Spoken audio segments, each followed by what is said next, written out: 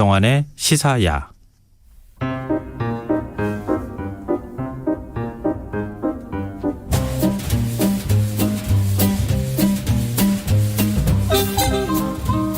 우리가 주목할 만한 판결을 살펴보고 사법부의 판단과 국민 법감정 사이의 괴리감을 줄이는 방법을 찾아가는 시간입니다. 슬기로운 법률생활. 오늘도 역시 김선옥 변호사 함께하겠습니다. 안녕하세요. 안녕하세요. 네. 매주 어떤 얘기를 들려주실까 좀 기대가 돼요. 법과 관련해서. 감사합니다. 오늘 대법원 판결부터 얘기를 좀 시작하시려고 하나 봐요. 네. 근데 산업재 관련 판례들이 뭐 많이 있기는 한데 이번에 업무 중 사망하더라도 산재를 인정받으려면 근로자가 업무와 연관성을 입증해야 한다. 네. 이런 판결을 대법원이 내놨다고요. 네네. 요 사건은 뭐 기존에 원래 그 산업재해와 그러니까 업무와 해당 그 재해, 질병 사이의 인과관계를 입증한다는 거는 기존 대법원 판결인데요. 네. 그걸 이제 다시 재확인한 판결입니다. 근데 요 사건 사안을 한번 살펴보면은 그 근로자 A 씨가 어떤 일을 하냐면 휴대전화 내장용 안테나의 샘플을 채취해서 품질 검사를 하는 업무를 하는데 이제 10여 분간 개당 5kg 나가는 이제 박스를 옮기다가 갑자기 이제 쓰러졌고 박리성 대동맥류 파열에 의한 심장 탐포네이드. 그러니까 뭐 어떤 혈액이나 이런 것들이 압박을 해가지고 심장이 이제 눌리고 그런 증상이라고 하더라고요. 그 증세로 사망을 했습니다. 그래서 이제 그 A 씨의 유족이 근로복지공단에 유족급여, 이제 유족들이 받는 이제 돈이고요. 장의비는 장례비인데 장의비 지급을 청구했지만 공단이 이 A 씨의 사망 원인과 업무 사이에는 인과관계가 없다라고 이제 거부를 하고 유족들이 이제 소송을 한 겁니다. 그러면은 1심, 2심에서 어떻게 나왔어요? 1심은 이렇게 봤죠. 이제 대동맥류 파열이 발생한 원인은 밝혀지지 않았으나 이제 진료 기록 감정 촉탁 결과에 의하면 뭐 A 씨에게는 이제 과로가 위험 인자로 작용했을 수 있다. 그 당시 했던 업무로 인해서 그 해당 대동맥류 파열이 발생했을 가능성이 있기 때문에 그 업무와 재해 사이의 인과관계를 인정을 했는데 2심 법원에서는 이제 결론을 다르게 했죠. 어떻게 했냐면은 이제 이 업무 자체가 그 당시 사망 직전에 했던 업무가 그렇게 뭐 힘든 업무가 아니었다. 그리고 이제 대동맥류 파열 같은 어떤 심혈관계 질환은 담배나 뭐 술 이런 거랑 좀 관계가 있잖아요. 다른 요인도 있을 수 있다. 그렇죠. 그런 것 때문에 음주나 뭐 흡연이 일상적으로 있었기 때문에 그 일 때문에 그 사망이 발생했다고 보기 어렵다라고 해서 유족들의 이제 손을 이제 안 들어준 거죠. 대법원도 같은 결정을 내린 거고요. 대법원도 같은 결론을 내린 것입니다. 우리나라 법원이 너무 산재 인정에 대해서 짜다, 인색하다 이런 얘기가 있거든요. 물론 이제 이것도 감정적인 측면하고 같이 좀 부딪히는 충돌하는 측면도 있겠지만 아무래도 법원에서는 엄격하게 증거주의를 채택하고 있으니까 확실한 인과관계가 인정이 돼야 한다 이렇게 보는 시각이 좀 있는 것 같은데 너무 규정이 까다롭다고 또 거꾸로 얘기할 수도 있지 않을까요? 법이 규정하고 있는 게. 요건 같은 경우는 이제 되게 특이한 것이 기존에도 이제 인과관계 입증 책임은 근로자에게 있다라고 봤습니다. 즉 업무랑 재해 사이에서는. 그런데 요 판결은 이제 기존의 판결을 유지하면서 대법관 사이에서 이제 어떤 의견의 충돌이 있었거든요. 대법관 사이에서요? 대법관 사이에서 의견의 충돌이 있었고 그 대법관 사이에서 의견의 충돌이 발생하게 되면은 뭐 전원합의체 판결이라는 형태로 대법관들이 모두 모여서 회의를 해서 결론을 내립니다. 그것이 좀 약간 특이한 판결이죠. 일반적으로는 소부에서 판단을 하잖아요. 맞습니다. 근데 전원합의체는 사회적으로 굉장히 영향을 미칠 만한 중요하다고 생각되는 판결은 전원합의체 회부를 하는 거잖아요. 맞습니다. 지금 이 사건이 전원합의체까지 갔다는 거예요. 그럼 상당히 중요한 의미를 갖는다고 봐야 되겠네요. 맞습니다. 근데 이게 가게 된 원인은 과연 근로자에게 업무와 재해 사이의 인과관계를 입증하도록 책임을 부과하는 것이 정당하냐. 너무 가혹하지 않습니까? 우리 법감정으로 보면 그렇거든요. 맞습니다. 근데 가혹하지 않다는 거잖아요. 그렇죠. 대법관이 이제 전원합의체 판결을 하게 되면은 13명의 대법관이 이제 심리에 참여를 하게 되고 그 이제 3분의 2 출석 인원의 3분의 2의 찬성으로 어떤 결론을 내리게 됩니다. 그런데 이제 이 사건에서는 13명의 대법관 중에서 9대 4로 9명은 이제 기존의 대법원 판결에 따라서 근로자가 입증을 하고 네. 4명은 거기에 반대해서 이거는 근로복지공단이 업무랑 재해 사이에 인과관계가 없다는 걸 입증해야 된다. 오히려. 네. 그렇게 이제 결론을 내렸지만 9대 4이기 때문에 기존의 판결이 그냥 그대로 유지가 된 거죠. 네.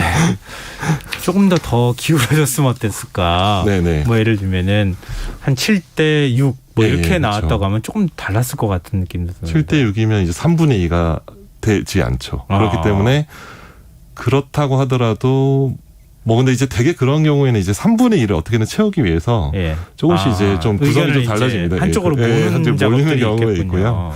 네, 근데 기존의 판결을 이제 뒤집기 위해서는 어쨌든 3분의 2의 동의가 필요한 것입니다. 근데 우리 그렇잖아요. 일반적으로 소비자들도 그렇지만 네. 기업한테 내가 뭐 물건을 사서 피해를 입었다거나 이렇게 했을 때도 소비자가 입증해야 된다 그러고. 예, 맞습니다.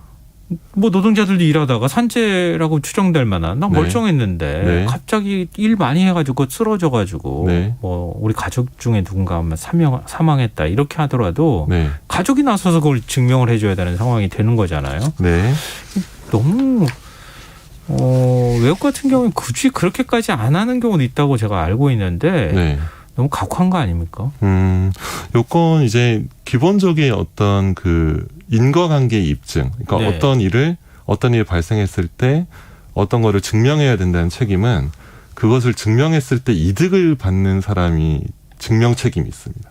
아, 그게 기본적으로. 원칙이에요? 그렇죠. 그런 예. 이게 어떤 민법의 대원칙인데 민법이 민법이 이득을 받다기보다는 이미 피해를 봤는데 그렇죠. 이제 피해에 대한 어떤 손해를 다시 보상받는 것도 이득인 거잖아요. 어떻게 보면 어떤 보상, 뭐 이득, 뭐 배상 이런 것들 다 포함해서 네네. 어떤 이익을 받는 측에서 입증해야 되기 때문에 근데 이제 여기서 중요한 거는 과연 일반적으로는 그렇지만 네. 보통의 민사적인 영역에서는 그렇지만 산업재해나 뭐 환경 사건, 네. 의료 사건 그런 것처럼 어떤 정보가 그 피해자 그러니까 그쵸. 손해를 입은 측에게 굉장히 좀 접근이 되게 어려운 사안이고 네네. 그리고 매우 과학적이고 의료적인 지식이 필요한 경우에는 과연 그 입증 책임을 피해를 받은 사람에게 지우는 것이 정당하냐라는 이제 질문이 존재하는 것이죠. 예. 우리 뭐 예를 들면 쓰레기 소각장 옆에서 오랫동안 살았는데 맞습니다. 암 발병률이 높아졌다거나 예, 아니면 예. 원전 주변에서 살았는데 네네. 특정한 암이 점점 맞습니다. 마을 주민들이 예. 많이 걸린다거나 네. 당신이 증명하십시오. 예. 증명 뭐 하기 어렵거든요. 증명하기 어렵죠. 실제로 특히 제가 굉장히 좀 특이한 사건이었는데 어떤 마을에 그 특정 암이 굉장히 집단적으로 걸린 거예요. 농촌의 어떤 마을에. 예. 근데 그 마을에서 멀지 않은 곳에 그 암을 유발하는 그 오염물질을 배출하는 공장이 있었고 예. 이제 그 배출 물질로 인해서 그 암이 발병했을 것이라는 것이 굉장히 이제 유력한데 과연 그런 경우에 인과관계를 뭐 증명할 수 있느냐. 제가 근데 그 사건은 이게 소송으로 갔는지는 저도 한번 기억 안 나지만 네. 실제 실제 어떤 뭐 이렇게 탐사보도 프로그램에서 이제 보도가 된 적이 있었거든요. 네. 근데 이제 그런 경우에는 사실 법원에서 약간 완화를 합니다. 아, 완화를 해요. 어떻게 어떻게 완화하냐면 특정한 오염물질이 그 해당 공장에서 배출이 되고 네. 그 뭐 바람이나 어떤 뭐 여러 가지 경로를 통해서 해당 마을 피해자가 있는 곳으로 전달이 되고 네. 전달이 된다고 하면은 그 물질로 인해서 그 뭐 어떤 뭐 질병이나 사망 같은 것이 발생했을 것이다라는 거를 어느 정도 추정을 해주는 거죠. 어느 정도 이렇게 추정을 하고 네. 추정을 하게 되면은 공장 측, 가해자 측에서 자기는 책임이 없다라는 거를 이렇게 반대 증명. 즉 오히려 이 물질로는 이 병이 걸릴 수가 없습니다라는 네, 거를 네. 자기가 이제 입증을 해야 된다는. 그래서 이거는 증명 책임의 완화의 어떤 이론이거든요. 네네. 이런 사건들이 이제 환경오염 사건에서는 우리나라 대법원이 어느 정도 이런 입장을 취해주고 있습니다. 그래도 보건환경 조사를 한다는 게 뭐 예를 들면 특정한 화학물질이나 뭐 이런 것들이 암을 유발한다는 것까지 인과관계를 증명한다는 게 쉬운 일이 아니잖아요, 결코. 맞습니다. 그러니까 이제 그 반대를 입증해야 된다 이렇게 또 말씀을 하셨는데 현실에서는 굉장히 오랫동안 소송이 진행되고 이러는 과정들이 있기 때문에 맞습니다. 굉장히 고통을 많이 받는 상황인 건 맞잖아요. 근데 그렇다면 대법원이 조금 더 이런 일들이 계속 있을 걸 생각해서 좀 기존의 판례를 좀 해석의 여지를 좀 넓혀주는 그런 판례를 해주면 안 되는 거, 남겨주면 안 되는 겁니까? 그러니까 요 지금 이번에 문제가 된 산업재해 사건에서도 또 그렇고요. 예. 이런 식으로 조금 더 대법원이 인정의 폭을 좀 넓혀주는 방식으로 가주면은 그럼 우리 사회에 굉장히 영향을 많이 미치지 않겠습니까? 근데 그렇게 잘 안 가는 것 같아요. 그런 경우는 이제 전원합의체 판결이라는 것이 이제 이런 게 있습니다. 이제 우리나라는 이제 성문법 국가잖아요. 이게 뭐 보통 이제 영미법은 판례법 국가고 뭐 독일, 일본, 우리나라 성문법 국가라고 하는데 성문법 국가라고 해도 이제 어떤 법조문에 대한 해석은 늘 여지가 있습니다. 그러니까 법대로 하자라고 해도 법조문은 아주 다양한 의미로 해석이 될 수 있기 때문에 거기에 대한 이제 판사들의 생각은 늘 시대가 달라지면서 바뀌게 마련이거든요. 그런데 이번 전원합의체 판결을 보면서 느낀 거는 아직 그 여러 가지 환경이나 의료 사건이나 특수한 영역의 사건에서는 어느 정도 이제 증명 책임을 완화하거나 혹은 오히려 상대편한테 그걸 전환이라고 하는데 상대편한테 넘겨주는 방식으로는 이제 논의가 되고 있지만 산업재해 사건에서는 제가 보기엔 좀 더 이제 대법원이 그 법조문에 대한 해석도 뭐 여러 가지 좀 그런 복잡한 논의가 있는데요. 좀 더 이 산재 사건에서는 좀 더 이제 어떤 정책적인 좀 판단을 좀 하지 않았을까. 정책적인 그러니까 법리적인 판단보다는 산업재해 같은 경우를 굉장히 광범위하게 인정하고 했을 때 근로복지공단의 어떤 부담이나 그런 것도 좀 어느 정도 고려하지 않았을까라는 거는 이제 저의 어느 정도 좀 추측인데요. 그런 부분이 좀 작용했을 것 같고 그리고 기본적인 어떤 인과관계 입증 책임은 이익을 보는 쪽에서 이제 입증해야 된다는 그냥 기본 원칙을 이 사건에 그냥 확인한 것 같습니다. 근데 이제 4명의 반대 의견이 이제 좀 읽어보면은 어느 정도 이 사건도 이제 시대가 지나고 이제 어떤 인간 중심의 어떤 효율이나 그런 뭐 어떤 결과를 이렇게 뭐 지향하는 그런 게 아니고 인간의 어떤 삶의 가치나 뭐 과정을 중시하는 점점 시대가 변하게 되면은 반대 의견이 점점 우세가 되면서 언젠가 전원합의체 판결이 나오고 그때 다시 결론이 바뀔 수도 있다고 생각합니다. 반대 논리는 뭐였습니까? 그런 논리적 구조를 우리가 이해하는 건 중요한 것 같거든요. 그러니까 9명은 기존 판례를 유지한 것이고 그렇죠. 맞습니다. 4명은 지금 반대한 거잖아요. 그러니까 근로복지공단이 산업재해를 인정하는 데 있어서 입증 책임을 갖는다. 이렇게 본 거 아니겠습니까? 어떤 논리적 근거로 그렇게 밝힌 겁니까? 요거는 이제 그 산업재해법의 그 특성을 보시면 아는데요. 산업재해보호법은 이제 몇몇의 경우에는 산업재해를 인정한다라고 하는데 다만 상당 인과관계가 없는 경우에는 그러하지 아니하다라고 단서 조항을 답니다. 그래서 이제 이 단서 조항을 이제 딱 해석을 보면은 이러이러한 경우에는 이미 인과관계가 인정이 되는데 인과관계가 없는 경우에는 산재로 안 보니까 인과관계가 없다는 측을 근로복지공단이 입증해야 된다라는 것으로 이제 이 법조문을 해석해야 된다라는 것이 반대 의견의 논리였거든요. 근데 제가 보기에는 법률가의 뭐 저도 이제 한 명의 법률가지만 법률가적 관점에서 봤을 때는 그 반대 의견의 지적이 굉장히 좀 어떤 그 법조문의 해석에 비춰봐서는 맞는 해석이 아닐까라는 생각을 했고요.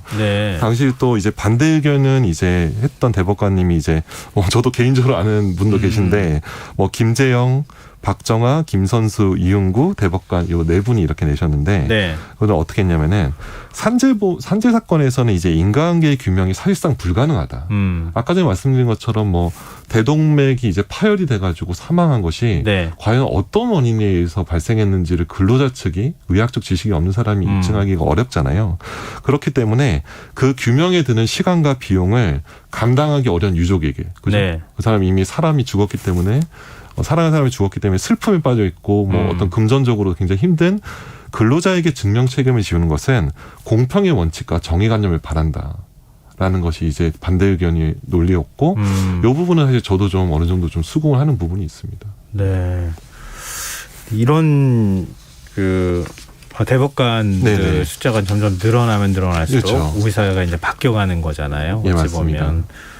근데 대법원 판결 얘기 들으면서 지금 우리 산재 얘기를 주로 얘기했잖아요. 보건환경 사건 얘기도 잠깐 했고 의료법이 떠올랐어요. 의료사고의 경우에도 환자가 지금 입증 책임을 보통은 지게 되지 않나요? 예. 근데 의사하고 환자하고는 완전히 서로 간에 전문적인 지식의 차이도 있고 정보의 차이도 있고 그렇잖아요. 네네. 근데 이런 의료사고에 대한 책임을 환자에게 지도록 부과하도록 하는 거. 네. 이건 좀 법을 바꿔줘야 되는 거 아닌가요?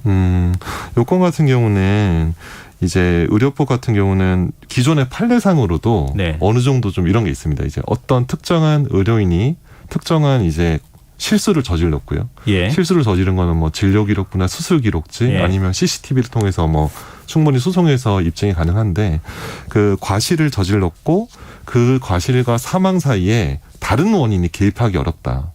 왜냐하면 수술 직후에 사망했다거나 그리고 수술 이후에 뭐 다른 병원을 가서 다른 의사한테 치료를 받은 게 없고 네. 그 병원에 사망했다 그렇다고 한다면 그것은 이제 그 과실로 인해서 사망했다고 인과관계를 인정할 수 있다라고 이제 법원이 이제 판결을 내리고 있거든요. 네. 네. 근데 그거는 너무 명백한 사례일 것 같고 예, 예, 수술하다가 맞습니다. 사망하는 경우나 이런 맞습니다. 경우도 있을 수 있잖아요. 예. 근데 수술을 하긴 했는데 환자 네. 입장에서 제대로 수술 받았는지 안 받았는지 확인하기가 매우 어려운 상황에서 네네. 인과관계, 그러니까 관련성이 있다고 생각되는 네. 그런 이제 피해나 사망 사례가 있을 수 있잖아요. 네, 맞습니다. 그런 경우는 진짜 환자가 대응할 방법이 마땅치가 않잖아요. 네. 뭐 의료소송 전문 담당하는 변호사를 의료소송을 뭐 의료소송 저도 이제 해본 적이 있습니다. 아, 병원에서도 병원 측으로도 해보고 네. 환자 측에서 해봤는데 네. 이제 그 과정에서 이제 제 아내가 의료인이라서 제가 좀 도움을 받아서 그 해당 의료인의 과실을 밝혀냈었거든요. 예. 과실 밝혀내서 소송을 이긴 적이 있는데 사실 그런 경우는 의료 사건 같은 경우는 이제 환자 측에서 소송하는 것이 굉장히 어렵죠.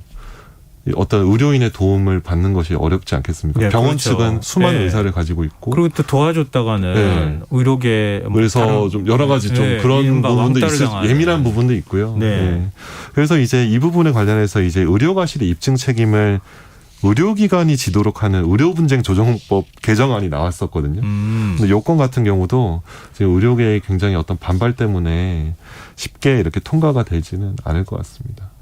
뭐 의료계 반발까지 변호사 입장에서 얘기하시기는 어려운데 네. 의료 병원 측 입장에서 네. 소송을 그 변호인을 병원 측도 한 적이 있고 환자 측도 한 적이 있죠. 그러니까 병원 측 입장도 어느 정도는 이해하고 계시잖아요. 그런 부분도 있을 수 있는데 사실 정보의 어떤 편제, 지식의 편제라는 부분에 있어서는 여전히 병원 측이 굉장히 좀 우위에 있는 것이 사실입니다. 아, 직접 사건을 다 해보시니까. 해봤을 때 이제 경험은 병원 측을 대리하게 되면은 많은 의사들이 도움을 받을 수 있거든요. 네. 근데 이제 환자를 대리하게 되면은 자기가 이제 직접 이렇게 의료 지식이 있거나 아니면 의료 측에 있는 사람을 도움을 뭐 받지 않으면은 소송을 진행하기 되게 어렵죠. 객관적인 입장에서 좀 듣고 싶어서 여쭤봤어요. 왜냐하면 이게 서로 간에 이해관계가 엇갈리는 문제가 되니까 환자단체하고 의료계가 너무 서로 생각이 다르잖아요. 네, 맞습니다. 의료계는 자기 입장만 얘기하니까. 그러니까 이번에 뭐 CCTV 수술방 뭐 이슈도 있고 그런 부분이 굉장히 서로 간에 이제 예민하게 충돌한 부분이죠. 이미 뭐 법이 통과됐으니까. 통과는 이미 됐지만. 그거는 어떻게 좋은 방향이라고 생각하십니까? 그 같은 경우는 제가 보기에는 의료인들 입장에서는 굉장히 뭐 반발할 수는 있지만 뭐 혹시 모르는 의료사고에 대한 어떤 환자의 어떤 보호권 그런 측면에 봤을 때는 좀 긍정적인 효과가 있다고 생각합니다. 의료소송도 해보셨으니까. 왜냐하면 좀 더 변호사가 소송을 대응하기 좀 쉬워지게 되죠. 자, 마지막으로 이 판례 하나 좀 살펴봤으면 좋겠는데요. 네.